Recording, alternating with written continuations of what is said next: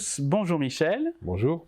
Alors aujourd'hui dans un grain de folie, nous allons parler de la caféine et plus précisément de la décaféination, ses avantages, ses inconvénients, les enjeux notamment autour de l'environnement. Mais pour commencer, une question simple, qu'est-ce que la caféine ? La caféine a été découverte en 1819 par un chimiste allemand, Friedrich Ferdinand Runge. La caféine est présente dans les feuilles, les graines, les fruits, dans plusieurs plantes comme le cacao, le thé, le maté, le guarana et bien sûr le café. Alors c'est une substance qui agit comme un pesticide naturel, en fait, qui paralyse les insectes prédateurs. C'est la substance la plus consommée au monde, après l'eau bien sûr. Et comment a-t-on inventé ou trouvé la décaféination ? Alors, c'est absolument rigolo. C'est comme souvent dans le monde scientifique, les découvertes proviennent du hasard. C'est le cas pour la décaféination. L'affaire remonte au début du siècle dernier, en 1903 exactement, des sacs de café vert qui étaient chargés dans la cale d'un navire se retrouvèrent inondés lors d'une tempête pendant leur transport en mer. Et surprise, en arrivant au port, la caféine avait presque totalement disparu. Bon, l'histoire est sympathique, je pense que le café était complètement pourri, mais passons. Comment aujourd'hui le fait-on ? On part pas en mer se noyer le café. Non, malheureusement, c'est la méthode chimique qui est le plus souvent utilisée. On ajoute un solvant, soit du chlorure de méthylène, de l'acétate d'éthyle, du dioxyde de carbone, vous voyez, rien qu'avec ces noms-là.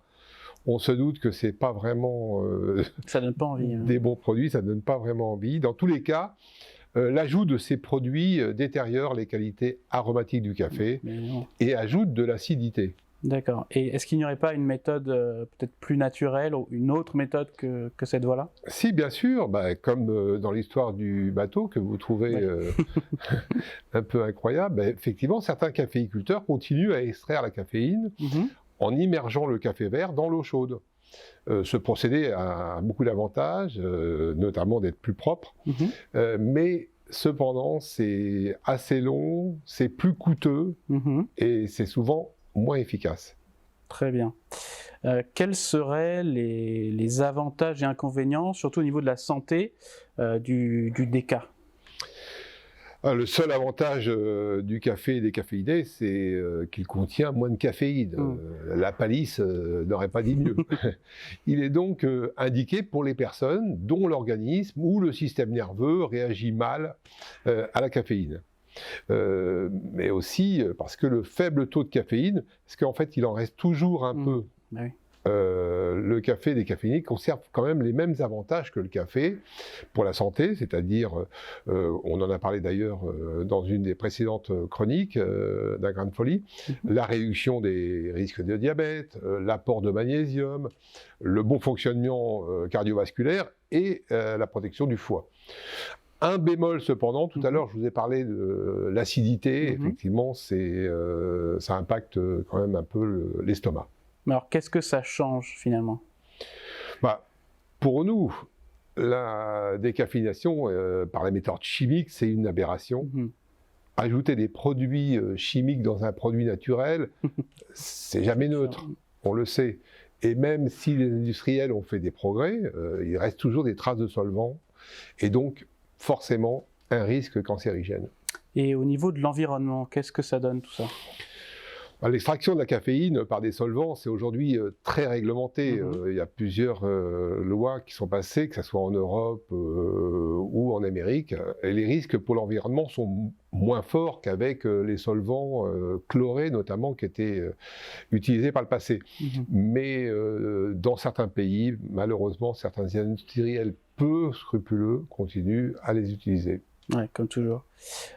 Pour finir, qu'est-ce que tu nous conseillerais pour les gens qui nous regardent et qui veulent du déca ou hésitent à en consommer ? Si vraiment les gens veulent des cafés peu caféinés, on va dire. Il faut choisir des cafés issus de variétés de caféiers qui ont moins de caféine, notamment privilégier les cafés arabica, comme les bourbons, les lorina, les kona. Bon, ces variétés de café ont en commun d'être non hybrides, donc historiquement naturels, c'est-à-dire pas trafiqués par les industriels. C'est des cafés qu'on retrouvait à l'origine dans cet état. Très bien, eh bien merci beaucoup Michel pour tous ces enseignements. J'espère que la vidéo vous aura plu, n'hésitez pas à la partager, à la liker, et puis on se dit à bientôt pour un nouvel épisode d'un Grain de Folie. À bientôt.